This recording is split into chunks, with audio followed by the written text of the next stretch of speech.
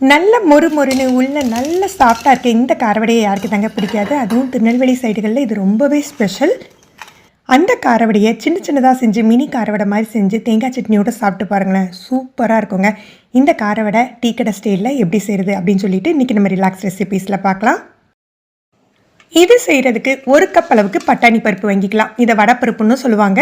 பார்க்குறதுக்கு கடலைப்பருப்பு மாதிரி இருக்கும். இந்த பட்டாணி பருப்பு கிடைக்கலனா நீங்கள் கடலைப்பருப்பு யூஸ் பண்ணி செஞ்சு பாருங்கள்.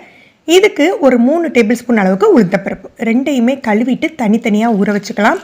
குறைஞ்சது ஒரு 3லேருந்து 4 மணி நேரம் ஊறணும். அப்போ தான் உங்களுக்கு இந்த வடையோட பதம் கிடைக்கும்.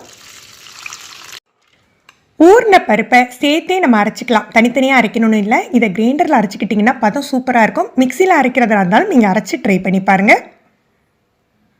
இதுக்கு தண்ணி எதுவுமே விடக்கூடாது. இந்த பருப்பில் உள்ள தண்ணியே ஈரப்பதமே போதும். நல்லா நுரைச்சி வெண்ணெய் போல் வரும். அதே சமயம் நமக்கு உளுந்த வடை சாஃப்டாக இருக்கும் பாருங்கள், அந்த மாதிரி இருக்காது. மாவு லைட்டாக கையில் தடவி பார்த்தீங்கன்னா ஒரு மாதிரி லேசான ஒரு கொரப்பு இலையாக தெரியும். அதுதான் இந்த பட்டாணி பருப்போட இது.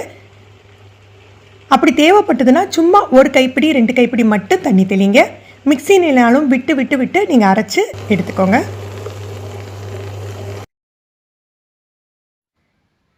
இந்த பதத்தில் இருக்கணும். நான் சொன்ன மாதிரி லைட்டாக கையில் தடவி பார்த்தீங்கன்னா ஒரு மாதிரி இலையாக தெரியும். இதை ஃப்ரிட்ஜில் ரொம்ப நாள் ஸ்டோர் பண்ண முடியாது. ஒரு நாள் வேணால் வச்சுக்கலாம். இல்லை ஒரு 3/4 டீஸ்பூன் உப்பு சேர்த்துக்கிறேன். உப்பு தேவைக்கு தகுந்தாப்பில் சேர்த்துக்கலாம். 2 பல்லாரி வெங்காயம் கட் பண்ணி வச்சுருக்கேன். சின்ன வெங்காயமாக இருந்தது. இதை கையால் உதுத்து விட்டு சேர்த்துக்கலாம். பெரிய வெங்காயம்னா 1 வெங்காயம் போதும். இதுக்கு நிறைய நம்ம பருப்போட ஆமோட மாதிரி நிறைய பல்லாரி சேர்க்கக்கூடாது. 2 பச்சை மிளகாய், காரம் நல்லா வேணும் அப்படின்னா 3 பச்சை மிளகாய் கூட சேர்த்துக்கலாம். ஒரு 2 இனுக்கு கருவேப்பிலை கிள்ளி சேர்த்துக்கோங்க. இதுக்கு மல்லி இலை வேண்டாம். ஒரு 2 சிட்டிகை போல் சோடா உப்பு சேர்த்துக்கலாம். இதை சேர்த்து நல்லா மிக்ஸ் பண்ணி விட்டுறணும். முதல்ல இதை லைட்டாக கலந்துட்டு அதுக்கப்புறம் நம்ம அரிசி மாவு சேர்த்துக்க போகிறோம். அரிசி இதோடு சேர்த்து ஊற வச்சு அரைக்கலாமான்னு கேட்பீங்க. இல்லை, இந்த வடைக்கு அரிசி மாவு சேர்த்துக்கிட்டால் தான் பதம் கரெக்டாக இருக்கும். ஒரு 2 டேபிள் ஸ்பூன்லேருந்து 3 டேபிள் ஸ்பூன் தேவைப்படும். நீங்கள் அந்த மாவோட ஈரப்பதம் பார்த்துக்கோங்க. ரொம்ப இறுக்கமாகிட்டு அப்படின்னா அந்த காரவடையோட டெக்ஸ்சர் கிடைக்காது. நீங்கள் தண்ணி சேர்த்து மிக்சியில் அரைச்சிருந்தீங்கன்னா 3 டேபிள் ஸ்பூன் சேர்த்துக்கோங்க. இல்லை கிரைண்டரில் அரைச்சிங்கன்னா 2 டேபிள் ஸ்பூன் போதும். இதை எப்படி கலந்துக்கணும் அப்படின்னா ரொம்ப அழுத்தி பிசையக்கூடாது. அப்படியே லைட்டாக பிசைஞ்சு விடணும். எல்லாம் கலக்கணும், அவ்வளோதான்.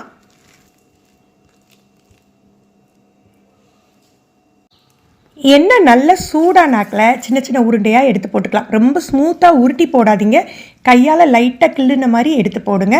நான் இன்றைக்கி கொஞ்சம் மினி சைஸ் தான் பண்ணுறேன். நீங்கள் பெரிய பெரிய சைஸ் டீ கடையில் பார்த்தீங்கன்னா நல்ல பெரிய பெரிய சைஸாக இருக்கும். இது உடஞ்சும் போகாது, ஒன்றோட ஒன்று ஒட்டாது. ஆனால் நிதானமாக வேகணும்.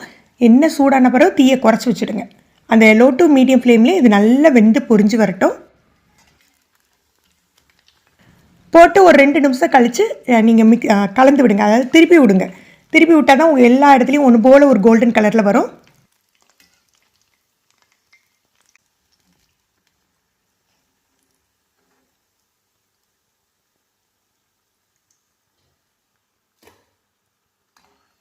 நல்ல கோல்டன் கலரில் வந்தாக்கில் நம்ம எடுத்து எண்ணெயை வடிய விட்டுறலாம்.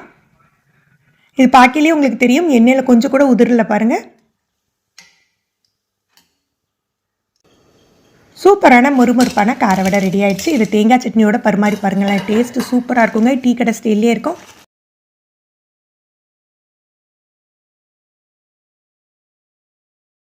ட்ரை பண்ணி பாருங்கள். வீடியோ பிடிச்சிருந்தா மறக்காமல் லைக் பண்ணி ஷேர் பண்ணுங்கள். தேங்க்யூ.